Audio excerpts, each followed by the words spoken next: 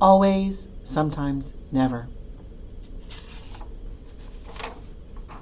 Here we want to show if the sum from 0 to n minus 1 of I squared is equal to n times n minus 1 times 2n minus 1 divided by 6, if this is always, sometimes, or never true for natural numbers n.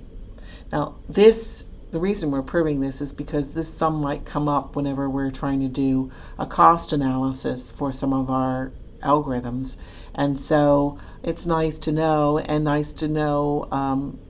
how to simplify this a bit.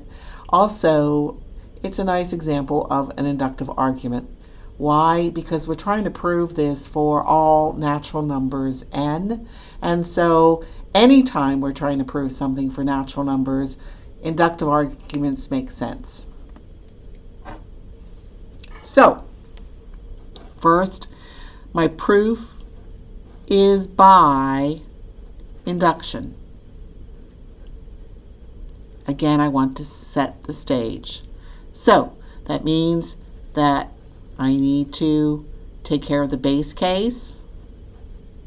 I'm going to have an inductive step,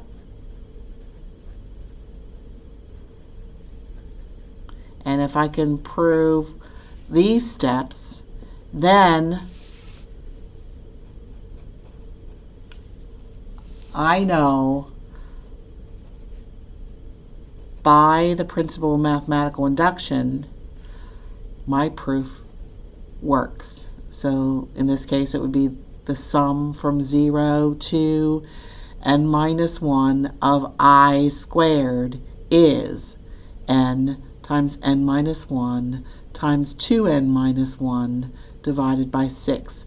Notice I think that the numerator here might be, the factors might be in a different order than they were on your homework, but multiplication is commutative, so it doesn't matter the order.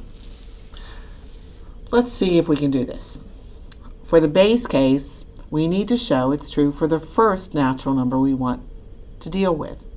Now, if we started at 0, we would start at 0 and end at -1, which would be empty. And in that particular case, any sum that is over an empty range we define to be 0. So in this particular case, it would be 0 times some other stuff. It would be 0, so it makes sense. However, I want to show that this is true for n greater than or equal to 1. So I'm not going to start at 0, I'll start at 1. So my base case is that n is equal to 1, which means I want to show that if I take the sum I from 0 to 1 minus 1 of I squared, that I get 1 times 0 times 2 times 1 minus 1 divided by 6. Well, anything times 0 is 0. So I'm going to start. We'll have the sum I from 0 to 0, because 1 minus 1 is 0, of I squared as this part of my equation. And that's where I'll start. Now, if I'm trying to sum this, I'm summing when I starts at 0 and ends at 0. That's just 1 point. And that's the point when I is 0. And when I is 0, I squared is just 0. But notice, by arithmetic, this was also just 0. So 0 is equal to 1 times 0 times 2 times 1 minus 1 divided by 6. The only reason that is important to us is it shows that this particular expression does hold when n is equal to 1. So the base case is proven. We're done. Now the inductive step. We start with writing out the inductive hypothesis. And I'm going to say for my inductive hypothesis that I'm going to assume that this expression holds for some natural number k. And then I'm going to show that it holds for the next. The reason that is important is because no matter what k is, it's supposed to hold for the next one. So we know it holds for 1, then that would mean it would have to hold for 2. But then that would mean it would have to hold for 3. And then that would mean it would have to hold for 4. And in fact, so on and so forth, it would have to hold for every natural number. So that's the strategy of these inductive arguments. And our inductive hypothesis in this case is going to be, if we look at the sum from 0 to k minus 1 of I squared, we should get k times k minus 1 times 2k minus 1 divided by 6. If we look now at the next one, we want to show that the expression is true here too. If we look at I from 0 to k plus 1 minus 1, which would be from I from 0 to k of I squared, that should give us k plus 1 times k plus 1 minus 1 would be k times 2 times k plus 1 minus 1 over 6.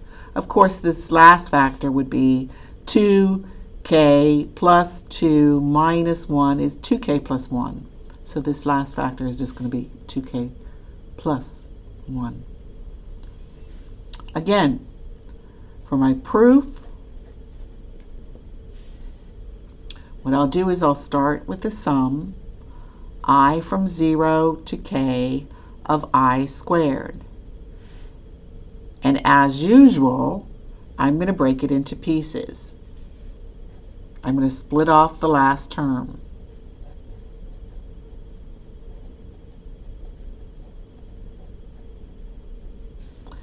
That means I'm going to add I from 0 to k minus 1 of I squared, and then add the last term. Well, the last term is when I is equal to k, so that last term is going to be a plus k squared. Now, the reason I do this is because once I split this off, I notice that that is part of the inductive hypothesis statement, and I know that it's equal to this fraction. So, by the inductive hypothesis, I know this sum is actually k times k minus 1 times 2k minus 1 divided by 6 plus that last term, which was k squared. Now I recall, if I'm going to add two quantities, they need to have a like denominator, which will be 6. And so by arithmetic, this is just the sum of the two numerators. But notice both of these numerators have a factor of k. For the first term, I'm left with k minus 1 times 2k minus 1. And for the last term, if I factor out a k, I'm left with plus 6k. Okay, now it still seems like I'm going to have to do a little bit of algebra here. So I'm going to take a little piece of scratch paper to do my arithmetic on. And I'm going to say, what I want to do is somehow simplify this k minus 1 times 2k minus 1 plus 6k. This part inside the parentheses here. How am I going to simplify that? Well, I recall from algebra, if I have two binomial expressions that I want to expand, we used to call it the FOIL method, first, outer, inner, last. This is equal to 2k squared plus 1, I don't know. I guess it's first is 2k squared, outer, I guess, is k times -1, which is going to be minus k.